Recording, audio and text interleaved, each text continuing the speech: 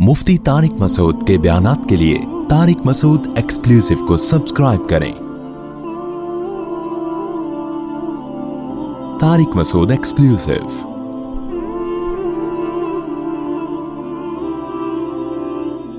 रसूलुल्लाह सल्लल्लाहु अलैहि वसल्लम की तबीयत कुछ ख़राब रहने लगी थी।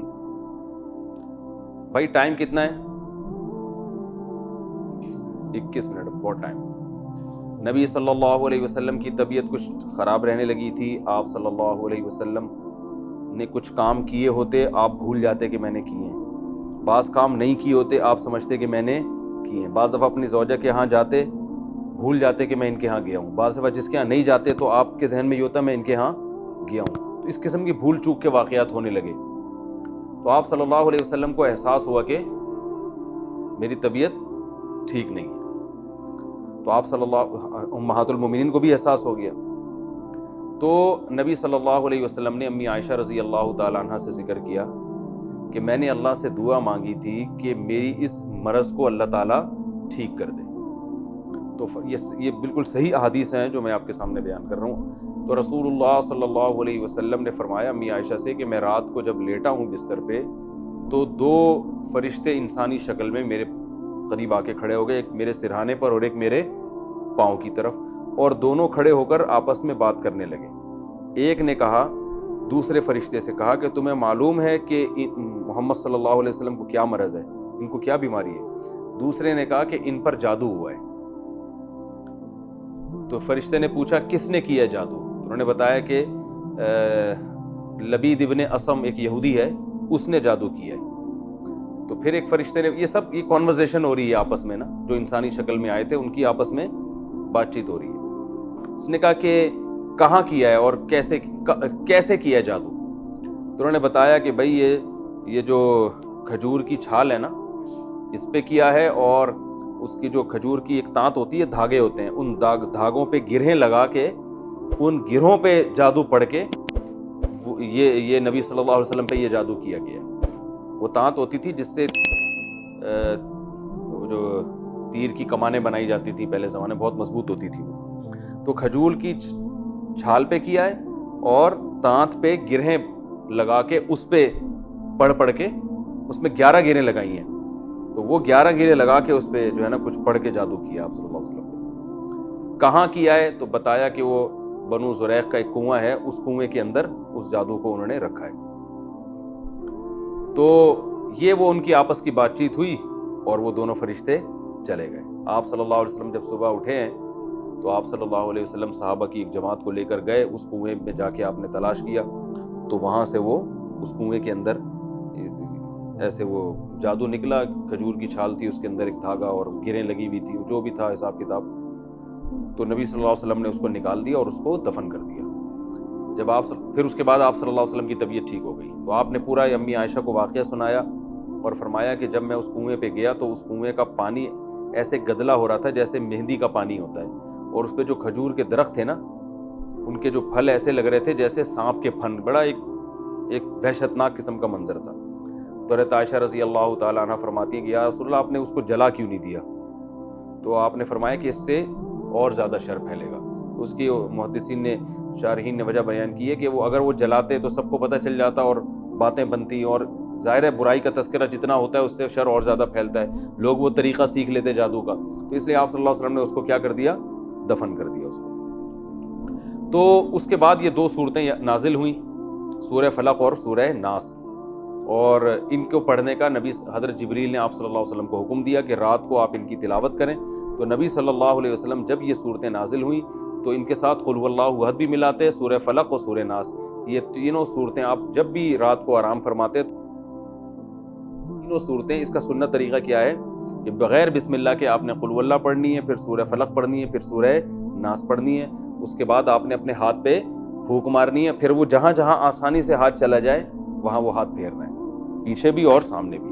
फिर उसके बाद दोबारा ये अमल करना है, तीनों सूरतें पढ़ के फिर तीसरी दफ़ा ये अमल करना है। तो ये तरीक़ा नबी सल्लल्लाहु अलैहि वसल्लम ने हमेशा इसको इख्तियार किया ताकि जादू से आप सल्लल्लाहु अलैहि वसल्लम की हिफाजत रहे।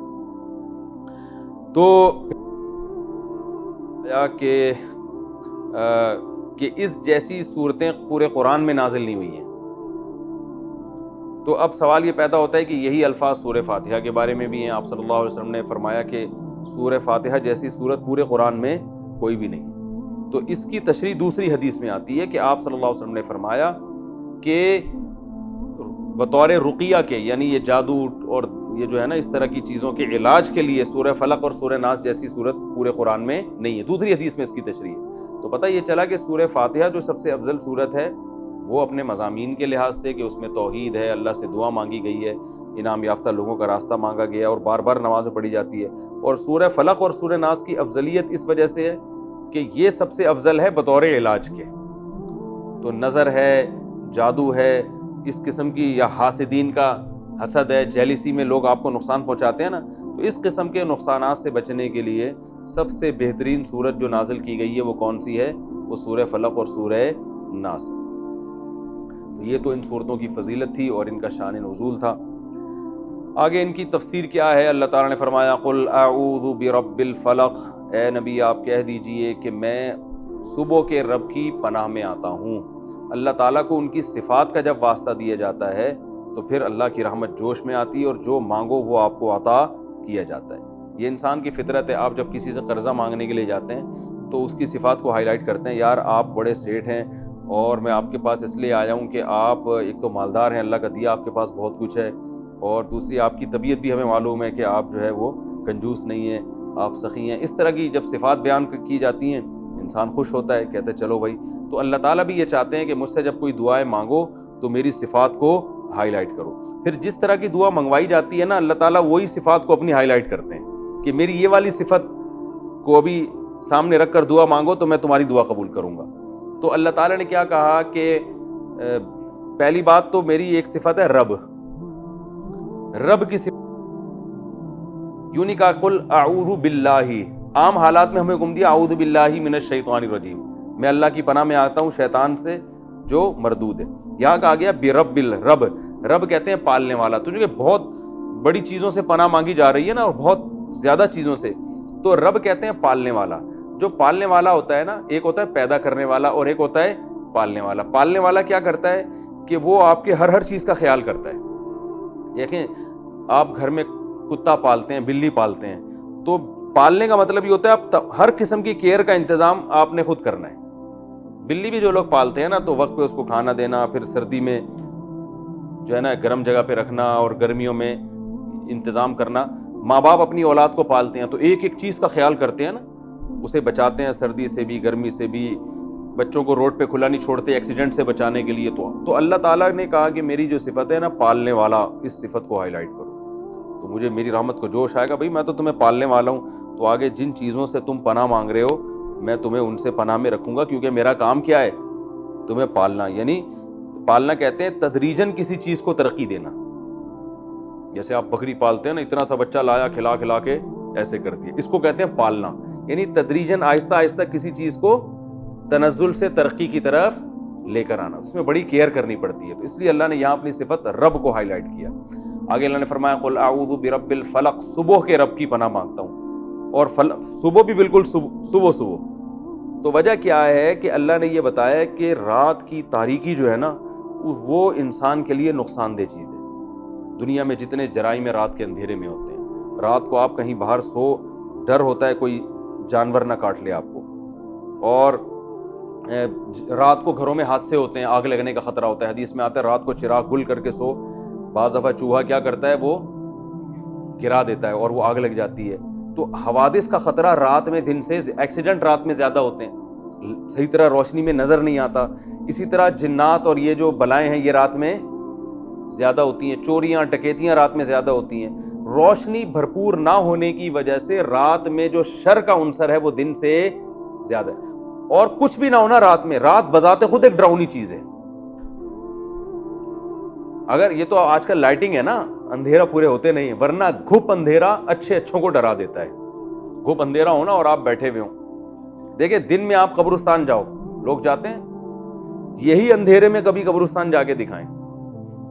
ہم نے بڑے بڑے فنٹروں کو دیکھا ہے، وہاں اندھیرے میں نا جب گھپ اندھیرا قبرستان میں اکیلے نہیں بیٹھ سکتے. بہت لوگوں نے ایک دوسرے کے ہم جو بیٹھیں گے ڈرتے ہیں، نہیں بیٹھ سکتے. تو رات بذات خود ایک ڈراؤنی چیز ہے. تو اللہ فرماتے ہیں کہ پوری دنیا پہ میں رات مسلط کرتا ہوں. اور اپنی قدرت سے پھر اس رات کو ختم کر دیتا ہوں. تو جو رب اتنے بڑے شر اور اتنے پھیلے ہوئے شر سے لوگوں کو بچا کے صبح کی روشنی میں لا سکتا ہے تو وہ باقی شروں سے تمہیں کیوں نہیں بچا سکتا. یہ قرآن کی بلاغت ہے.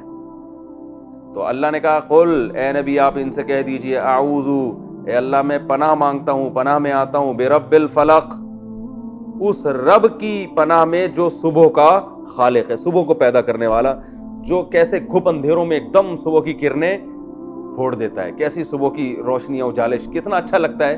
آج کل تو لوگ صبح پڑے ہوئے سو رہے ہوتے ہیں، لیکن حقیقت میں ہے کہ آپ گاؤں دیہاتوں میں جا کے وقت گزاریں، رات کا اندھیرا جب ختم ہوتا ہے نا، صبح کی کرنیں پھوٹتی ہیں، بڑا خوبصورت منظر ہوتا ہے. سارے چرند پرند نکلتے ہیں، انسان بھی نکلتے ہیں، وحشت ختم ہو جاتی ہے. تو اس رب کی پناہ مانگی گئی ہے کس چیز سے؟ من شر ما خلق، ہر اس چیز کے شر سے جس کو اللہ نے پیدا کیا.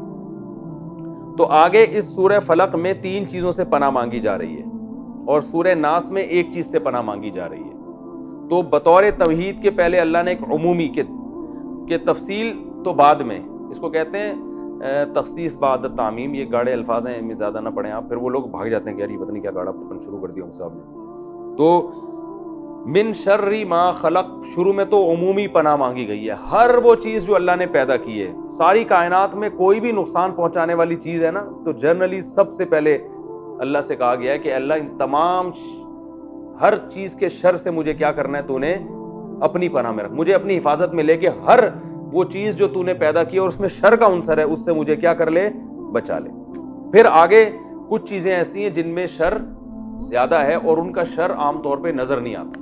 دیکھو شیر ایک ایسی چیز ہے جس کا شر نظر آ جائے گا، اس میں پہلے سے لوگ احتیاط کرتے ہیں، اس میں پناہ مانگنے کی ضرورت نہیں ہے. جنگل میں جب آپ جاؤ گے نا تو پہلے سے شیر کا ہے. میں تنزانیہ کے جنگلات میں گیا، وہاں شیر بہت ہیں، تو پہلے ہی سے ایسی گاڑی لی گئی، ٹھیک ہے نا، جس میں پنچر ہونے کا امکان نہ ہو. پتہ چلا وہاں پنچر ہو گئی، ہوا ڈال رہے ہیں اور شیر آپ کی ہوا وہاں سے نکال رہا ہے. حقیقت ٹائر میں جتنی دیر میں ہوا ڈلے گی اتنی دیر میں آپ کی اپنی ہوا نکل. وہ واقعی وہاں شیر دائیں بائیں گھوم رہے تھے، ہم نے خود دیکھا گاڑی میں بیٹھے ہوئے شیر گھوم رہے ہیں. وہاں پیشاب کرنے کی اجازت نہیں تھی گاڑی سے نکل کے، تو میں نے 3 گھنٹے اپنا پیشاب روک کے رکھا ہے. انہوں نے کہا تھا سب پہلے سے پیشاب سے فارغ ہو کے جائیں، کیونکہ وہاں اجازت نہیں ہے آپ نیچے اتر جائیں. کوئی بھی شیر حملہ کر دے، چیتا حملہ کر دے، وہ پتہ نہیں کیا کیا جانور گھوم رہے ہیں وہاں پہ. تو وہ لکھا ہوا تھا نا کسی نے کہ آپ ٹرین پہ، گاؤں دیہاتوں میں لوگ ٹرین پہ بیٹھ کے قضائے حاجت کر رہے ہوتے ہیں نا بچے، تو کسی نے بورڈ لگا دیا آپ ٹرین پہ بیٹھ کے اپنی تشریف کو مت دھوئیں، کسی دن تشریف سے ہاتھ دھونے پڑ جائیں گے.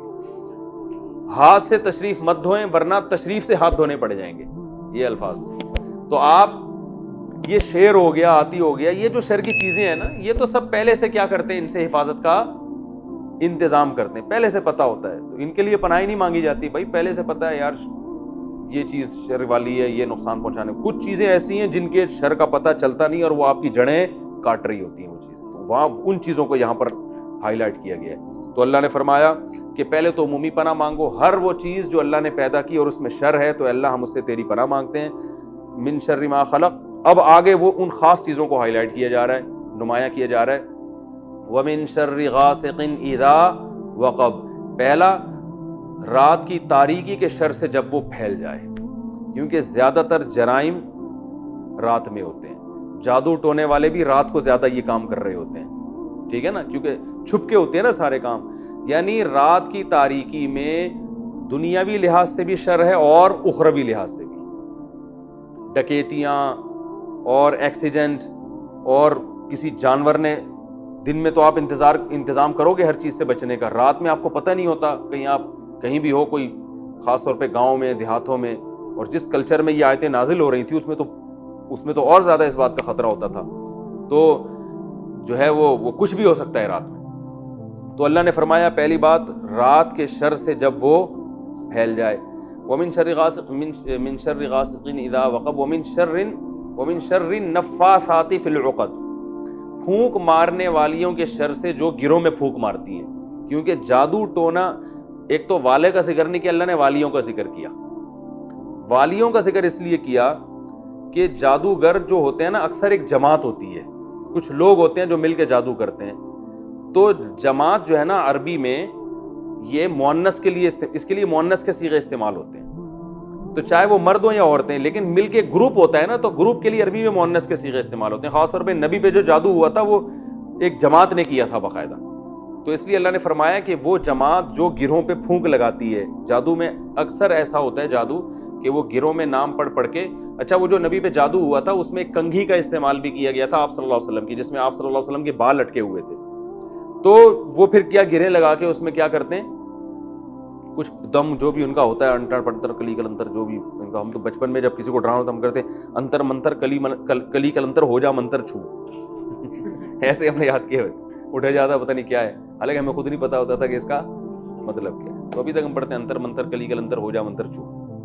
تو وہ کچھ بھی گھوڑے بلے ان کے جو بھی ہوتے ہیں جادوگروں کے پڑھ رہے ہوتے ہیں بیٹھ کے. تو اللہ نے فرماتے ہیں اچھا، اور بعض نے کہا کہ نفاسات سے مراد واقعی عورتیں ہیں، کیونکہ خواتین میں یہ جادو ٹونے کا ریشو مردوں سے زیادہ ہے. تو جو مخلوق زیادہ جادو کرتی ہے تو اللہ نے اس کو بتایا تاکہ بچ کے رہو. ساسیں بہوؤں پہ، بہویں ساسوں پہ، پڑوسیوں پہ، یہ ہو رہا ہوتا ہے مارکیٹ میں. میں ابھی جادو کا بتاؤں گا، اتنا گھبرائے نہیں کہ اچھا آپ کہیں گے اچھا خواتین جو درس سن رہی ہیں، اچھا میں بھی کہوں میں کچھ بھول کیوں رہی ہوں آج کل بہت ساری چیزیں. خواتین سوچ، بہو سوچے گی مجھے بھی، میں بھی کہوں میں اتنے کچھ بھول کیوں رہی ہوں. اس کا مطلب ہے ساس نے اس دن میری کنگھی لے کر گئی تھی صاف کرنے کے بہانے اور پھر وہ کچھ گریں لگائی ہوں گی اور پڑھ کے پھونکا ہوگا. اب کنواں تلاش کر رہی ہوں گی جا کے درس کے فوراً بعد. تو اتنا گھبرانے کی ضرورت نہیں ہے. میں جادو کی حقیقت انشاءاللہ بتاؤں گا کہ کیا ہوتی ہے وہ، تو اتنا ٹینشن لینے کا نہیں ہے. تو اللہ نے فرمایا وَمِن شَرِّ النَّفَّاثَاتِ فِي الْعُقَدِ، پھونک مارنے والیوں کے شر سے جو گرہوں میں پھونک مارتی ہیں. وَمِن شَرِّ حَاسِدٍ، اور حسد کرنے والوں کے شر سے بھی، اذا حسد، جب وہ حسد کرنے لگے. تو تین چیزوں سے پناہ مانگی گئی ہے. ایک تو عمومی ہے من شر ما خلق، یہ تو تمہید ہے ہر مخلوق سے جس میں بھی شر ہو. ومن شر ما خلق ومن شر غاسق اذا وقب، تاریک رات کے شر سے اور جادوگروں کے شر سے جو اس طرح سے جادو کر رہے ہوتے ہیں. اور تیسری چیز سے پناہ مانگی گئی ہے، وہ کیا ہے؟ حسد کرنے والوں کے شر سے. ہو گیا بھائی؟ کتنا ٹائم باقی ہے؟ 4 منٹ رہتے ہیں. اصل میں یہ دونوں صورتیں آپس میں کنیکٹ ہیں نا، اور پھر ان میں کیا علمی نکات ہیں. تو چلے میں اگلی صورت کا بھی بتا دیتا ہوں. اگلی صورت میں کیا اس میں جو علمی نکات ہیں کہ ان میں 3 سے کیوں پناہ مانگی گئی، ان میں 1 سے کیوں پناہ مانگی گئی، اور یہ اس کا شر ہوتا کیسے ہے، یہ ساری تفصیل پھر میں اگلے لیکچر میں بتاؤں گا. ابھی میں صرف اگلی 3 منٹ ہے نا بس، یہ ہو جائے گا. اگلی صورت میں پناہ مانگی گئی ہے قل اعوذ برب الناس، میں لوگوں کے رب کے ذریعے پناہ مانگتا ہوں. ملک الناس، جو لوگوں کا بادشاہ بھی ہے. الہ الناس، لوگوں کا معبود بھی ہے. تو پہلے تو صرف رب کی بات تھی، اب تو اللہ کو اور صفات کا واسطہ دیا جا رہا ہے. اللہ تو ہمارا رب بھی ہے، تو بادشاہ بھی ہے، اور تو وہ ذات ہے جس کی ہم عبادت کرتے ہیں، یعنی قابل عبادت بھی تو ہی ہے. ہر بادشاہ تو قابل عبادت نہیں ہوتا نا. ملک الناس الہ الناس من شر الوسواس، صرف ایک چیز سے پناہ مانگی گئی ہے صورت میں. پچھلی صورت میں 3 چیزوں سے اور اس صورت میں ایک چیز سے پناہ مانگی. وہ کیا ہے؟ وسوسے کرنے والوں کے شر سے، جو وسوسے کر کے پیچھے ہٹ جاتے ہیں. پیچھے کیوں ہٹتے ہیں؟ کہ جو بھی وسوسے والا ہوتا ہے نا، وہ تھوڑا سا کام کرے گا اور پھر پتلی گلی سے نکل جائے گا. انسان بھی یہی کرتے ہیں، بس وہ کچھ نہ کچھ چکر میں ڈال کے کیا کرتے ہیں، راستہ اپنا، وہ ہمیشہ آپ کا ساتھ نہیں دیتے. ان کا کام ہوتا ہے کنفیوز کر کے چھوڑ دینا. اور شیطان بھی یہ کرتا ہے، جنات، وہ دل میں وسوسہ ڈالتے ہیں. جب ہم اللہ کا ذکر کرتے ہیں تو فوراً وہ بھاگ جاتا ہے، وہ بھی قرار نہیں ہوتا اس کو دل میں. تو حدیث میں آتا ہے جیسے ہی کوئی اللہ کا ذکر کرتا ہے نا، شیطان اپنی سونڈ فوراً پیچھے کرتا ہے جو دل میں برے خیالات ڈال رہا تھا. تو انسان من شر الوسواس الخناس، جو پیچھے ہٹتے ہیں، یعنی ان کی کمزوری بتائی ہے کہ پیچھے ہٹتے ہیں، اور ان کی بزدلی اللہ نے اس میں واضح کی ہے. لیکن ہیں بڑے خطرناک، ہیں ایسے کہ فوراً بھاگ جائیں گے لیکن کام بہت خراب کر کے جاتے ہیں. وہ کام کیا؟ الذی یوسوس فی صدور الناس، لوگوں کے دلوں میں وسوسے ڈال دیتے ہیں. اور ظاہر ہے جب انسان کے دل میں وسوسے آتے ہیں تو وہ کسی بھی ایک ہدف کی طرف پھر دل جمعی کے ساتھ نہیں چلتا. آپ کو ایک منزل ہے نا، آپ نے وہاں جانا ہے، آپ کے دل میں وسوسہ ڈال دیا کہ یہ پتہ نہیں میری گاڑی اس ٹریک پہ چل، وہ منزل تک یہ راستہ وہاں جاتا بھی ہے کہ نہیں جاتا، تو آپ کی گاڑی میں پھر وہ اسپیڈ رہے گی نا. آپ کو ڈر لگا رہے گا پتہ نہیں میں منزل سے اور دور تو نہیں ہو رہا کہیں. تو جوش جذبہ ختم ہو جائے گا، ان لوگوں کی زندگی میں طاقت اور جان ختم ہو جاتی ہے. تو من شر الوسواس الخناس الذی یوسوس فی صدور الناس، جو لوگوں کے دلوں میں وسوسے ڈالتے ہیں. من الجنتی والناس, یہ جنات میں سے بھی ہیں اور انسانوں میں. جنات شیطان ہوتے ہیں, یعنی شیطان بھی یہ کام کرتا ہے اور انسان بھی یہ کام کرتے ہیں. یہ دونوں بہت اہم صورتیں ہیں